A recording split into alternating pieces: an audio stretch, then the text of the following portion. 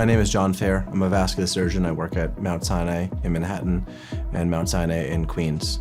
The landscape of acute limb ischemia has really changed drastically over the past 20 years. In the past, the only other options were open surgery, and then it advanced to lytics. However, there's a lot of downside to them. And for subacute clot and chronic clot, they don't work well.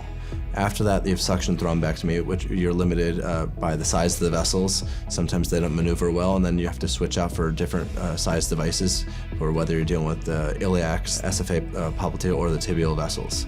The first case, this 63-year-old patient came in with acute unchronic worsening of a lower extremity wound. I decided to give Artix a try.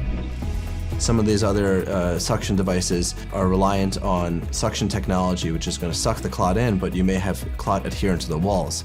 And they force you to kind of push their catheter into the walls of the artery to really clean it off. Whereas this felt intuitive. You have a blood clot sitting in a vessel, and the idea of just pulling it outside the body makes sense. You know, it's something that you could feel. It's adaptive to your movements. The more skill you have as an interventionalist in any way, working with wires and catheters, the more you're going to feel comfortable with it, and the more you'll be able to do with this device. You always have a wire across the lesion. In other technologies, you have to lose the wire in order to increase your luminal gain to have this aspirational quality. But this, you're able to maintain a complete 100% removal of thrombus, whether it's subacute or acute, without losing your wire access. For my first time using this, I felt safe because of the inward-facing features of the struts. It was able to collect all the thrombus within 4 or 5 passes. Then the funnel that ceases forward blood flow and allowed us to work freely with no concern for distal embolization during the procedure. That embolic material could have potentially been really dangerous. The patient embolized down to the leg. You're looking at potential amputation.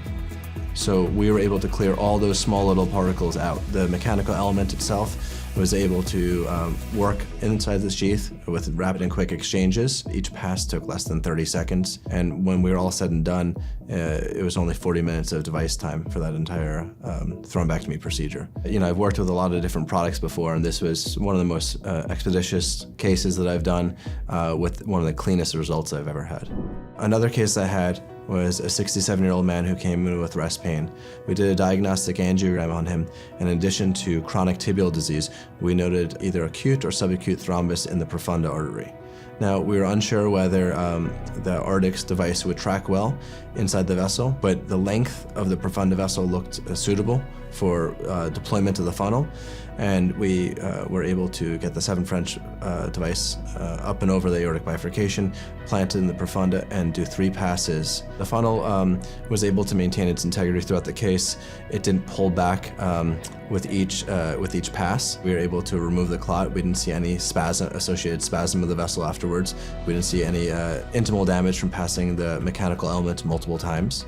We were able to maintain the position of the sheath throughout the entire case. All the profunda branches remained patent afterwards. At the end of the case, the patient had improvement of his symptoms, and in addition, I did some tibial work that was able to restore blood flow to the foot, so he had a palpable pulse at the end. And already they asked me questions about clinical utility of the device, what could be changed, what could be better. I think that they listen. I think they have an intuitive understanding of the disease process, and they're not trying to just retread old ground. They're actually trying to put something innovative forward, something that's different. They're perceptive, they're knowledgeable, and they really do care about outcomes.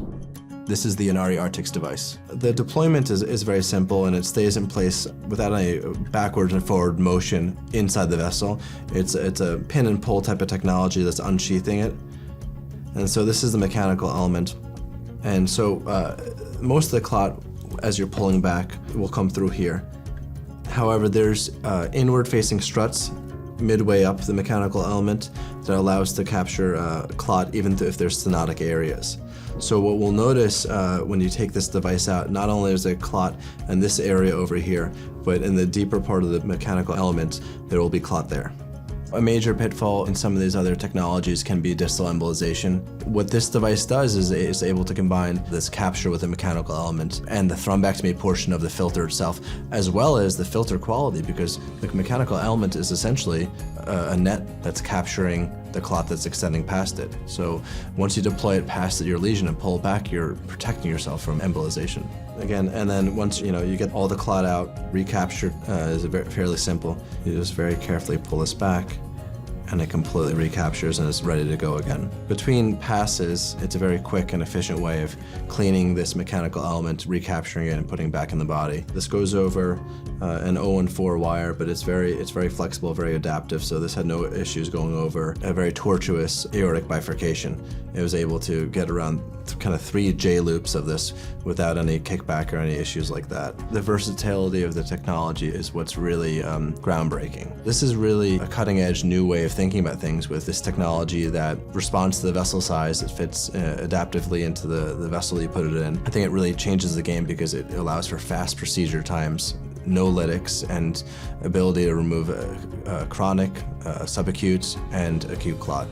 I was also able to work in every single vessel. I worked in the tibial vessels, I worked in the distal popliteal artery, and then my second case I was able to work in the profunda without risk of further embolizing down to distal branches, which could have been catastrophic had I used other devices. And so in this situation I was able to really choose one device that was able to fit all these different parameters.